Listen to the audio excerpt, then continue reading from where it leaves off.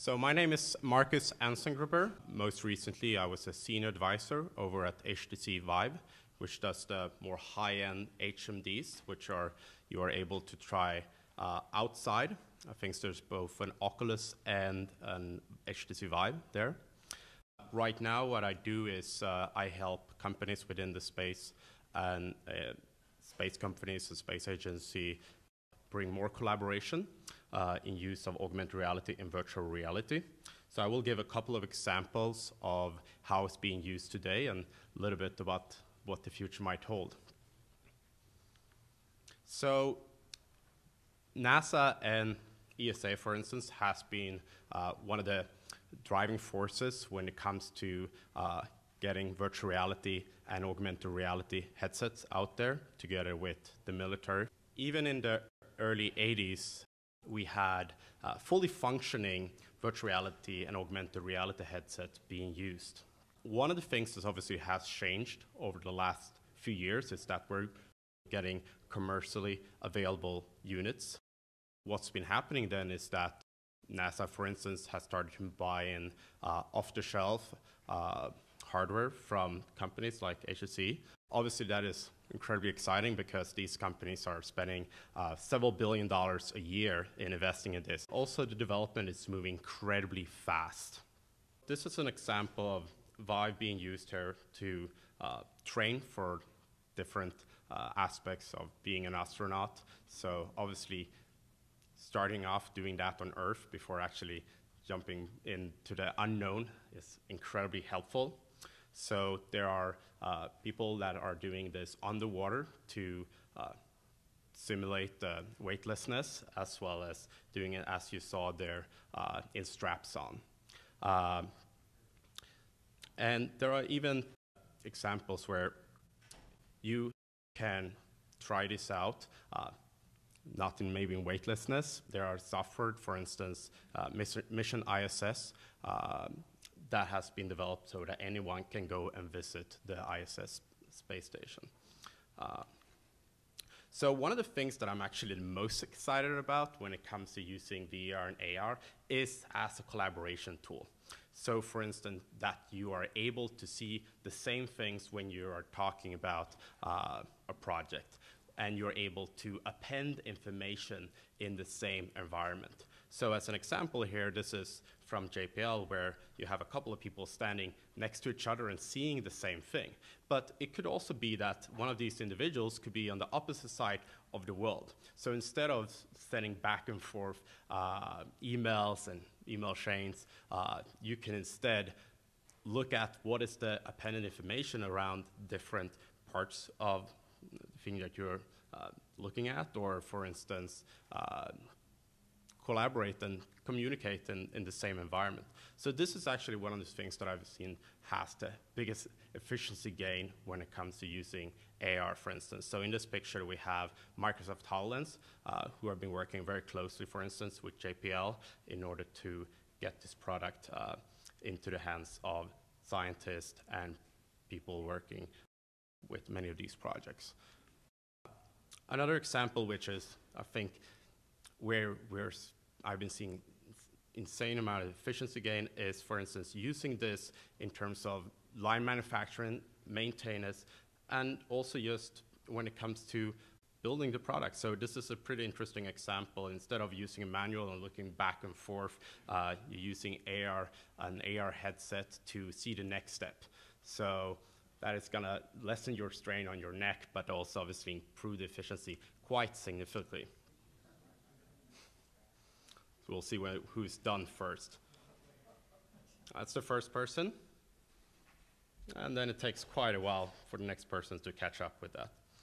Also, another thing is that this AR headsets, for instance, allow people to help out. So for instance, you can have an expert that you can call in, similar way as through Skype, that are seeing the same thing that you're seeing.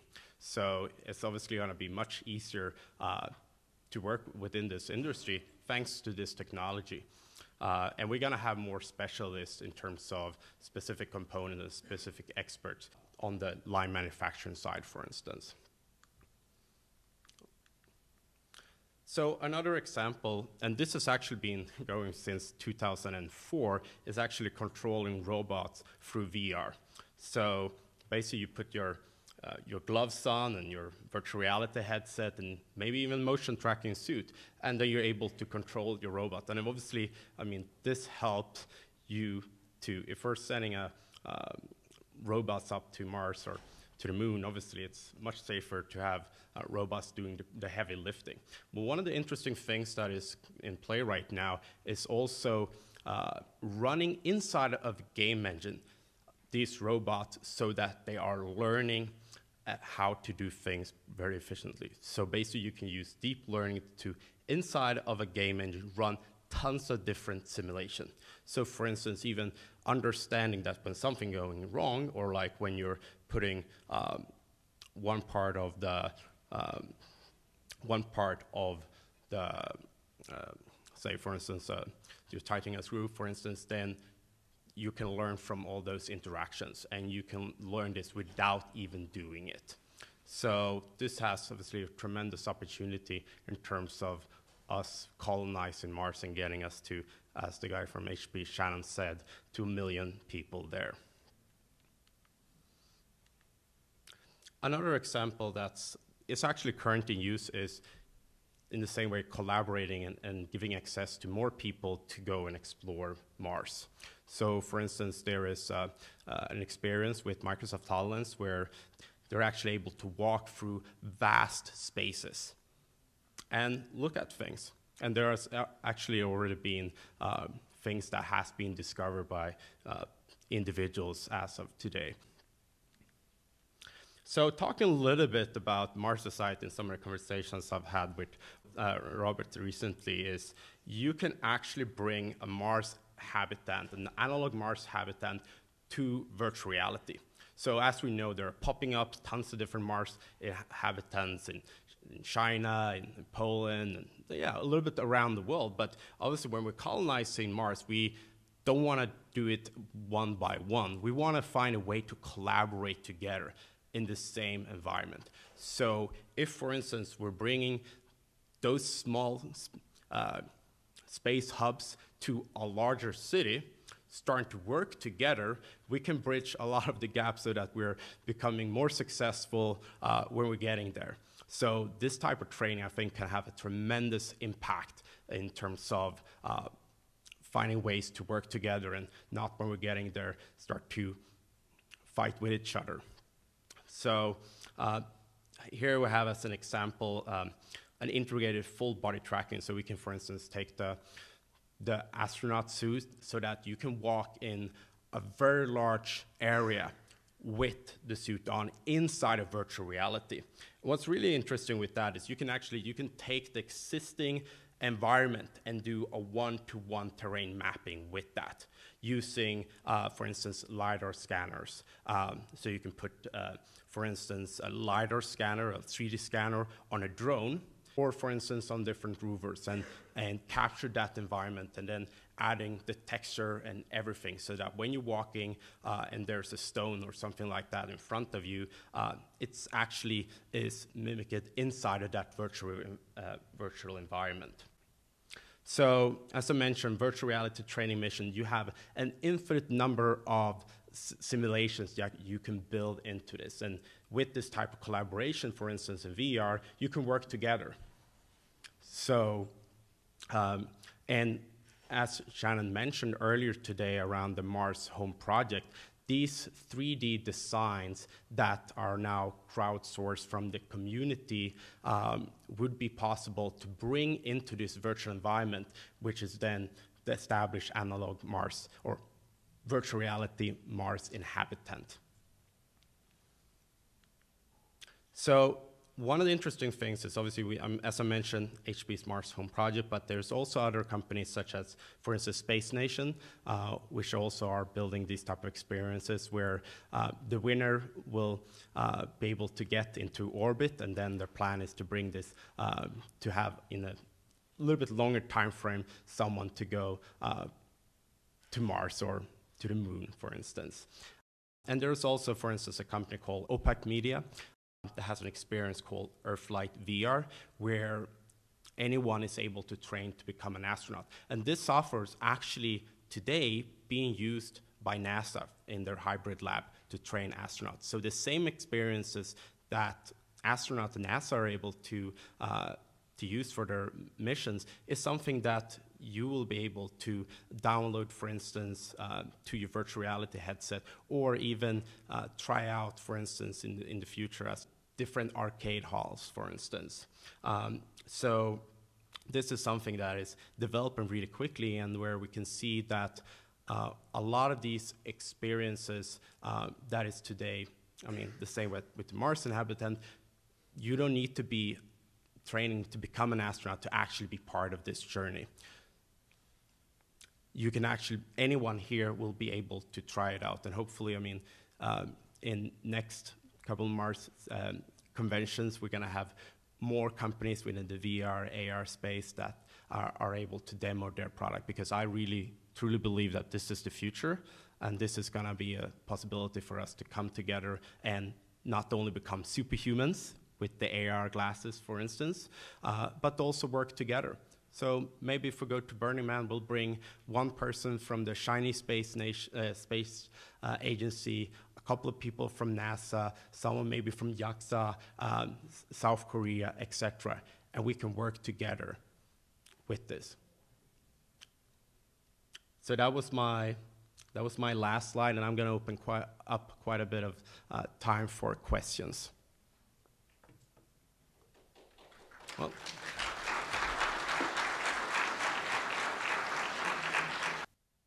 If we want to make a virtual reality landscape that is reported from Mars and have people here explore it, and have them explore, as it were, a real virtual reality landscape where what you're seeing on that rock is not sort of what's the details sketched in by this is the sort of typical texture a rock has, but this is an actual photograph of the rock. Yeah. Okay. What are we talking about in terms of total number of like gigabits per square hectare or something? In other words, how much do you need to transmit back to create such a landscape and put it in the can on Earth so that people can explore it? Good question.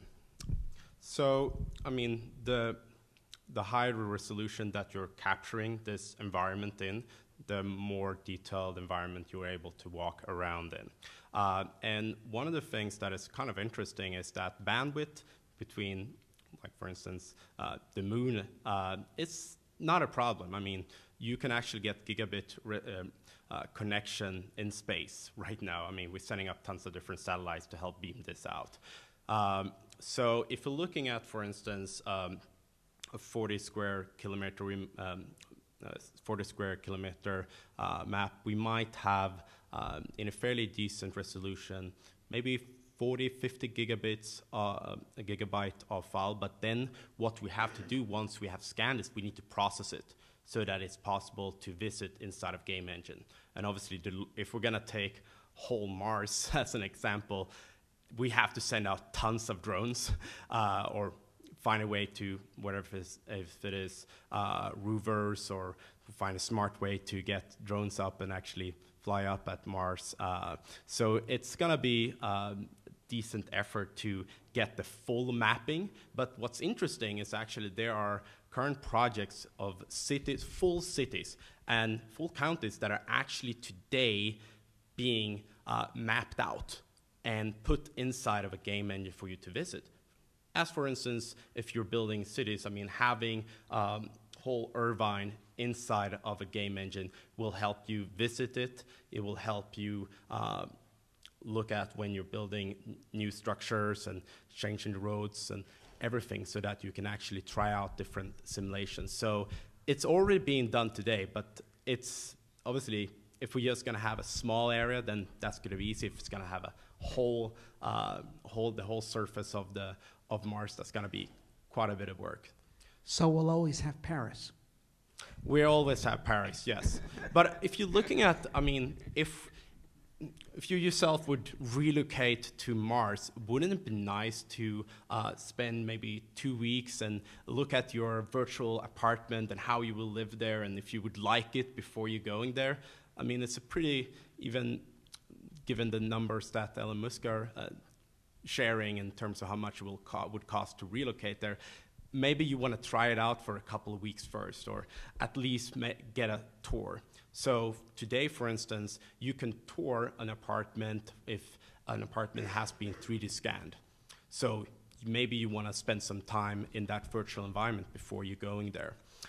And as they are interior designers and others that are using these type of tools as well, maybe you're going to use this when you're designing your own space hub or your own environment. So I think what is the possibility and how this is used on Earth, the same capability and the same use cases will be on Mars as well.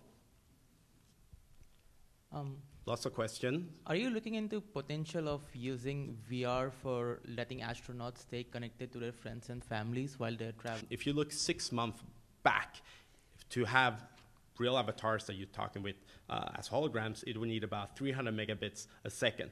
That has, in the last few months now, come down to roughly 4 or 5 megabits a second.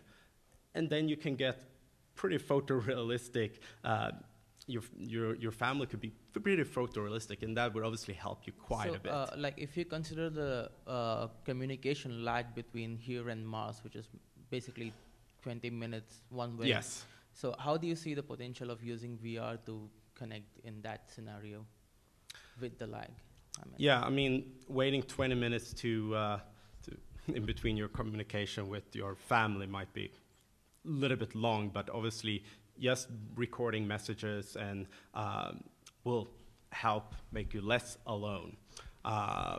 So I think there's going to be immediate use cases where this can be used as in terms of communication, but also something that is becoming a reality now is that you're making yourself to become an avatar, and then through machine learning you can actually start to interact with that other your avatar. So that is kind of the direction where things are heading. So I mean, kind of an interesting thing is now if you're in VR and you're training your human avatar, then later on you'll be able to speak with yourself. So, and there are projects, for instance, I mean, pretty straightforward projects that NASA is doing. For instance, when you are on a rowing machine or you're running on the treadmill, that you're instead of being, I wouldn't say instead of being at ISS, you actually maybe running in the forest, or maybe you take your where you are your own home or other places that you really like, and that will bring some calmness or some lessen your home feelings. Yeah, so my question is about the role of machine learning, and I guess a lot of this helps with the problems with latency to fill in the gap. Originally, I was wondering about the control of telepresence and robotics, and you talked about machine learning happening within the simulated environment. Yep. And I suppose also that can carry over to the physical environment, so that your remote robot can do more on its own. You don't have to direct everything explicitly because you don't have a real-time connection. But now you just mentioned the role of machine learning in more of social interactions as well to fill in some of those gaps. So I'll let you elaborate on that then. So it's kind of interesting. I heard about a startup in Japan that is basically a virtual wife. So that's kind of a reality where there is already development in terms of making people less lonely. So, I mean, you can either, if you have an existing wife or husband, you can bring them along and as an avatar, or maybe if you don't have, you might be able to get some company based on your own preferences. So those are things that are actually exist today, and I think there's going to be a future where a lot of people will live fully in virtual reality or spending most of their time, and that is actually becoming the case with a lot of gamers. I mean, there are people that are living and gaming 16 hours, 18 hours a day. So moving that into virtual reality, I don't think that's going to be a big step. I was Last wondering. question. Yep. You mentioned some of these virtual cities. Mm-hmm. Do you know of any, I think I'm loud enough. Can everybody hear me? Oh, not on the video? Okay. Can you give some examples of where they're digitizing cities? Yeah. And those kind of efforts? Absolutely. So I'm from Sweden, and in Sweden we have a city called Norrköping, which is pretty small, but it's still fully 3D scanned. And also there are projects, for instance, that NVIDIA is doing with larger cities. And I mean, you can have the blueprint of a city, and then you can append all the photogrammetry, all the pictures on top of it, so that it's becoming this city design. And I mean, we have Google and other companies that are already capturing tons of data. And we're gonna see with a lot of the cars that are coming out that they're gonna have built-in LiDAR scanners, so you can get millimeter accuracy when within cities. So there is tons of data that's gonna come up very, very soon. Can you give a website where that, as we go to look for, that accumulates that kind of? Yeah, I can share it. My time is up now, so, but yes, definitely. Let's talk afterwards and I'll share it. Okay, thank you very much.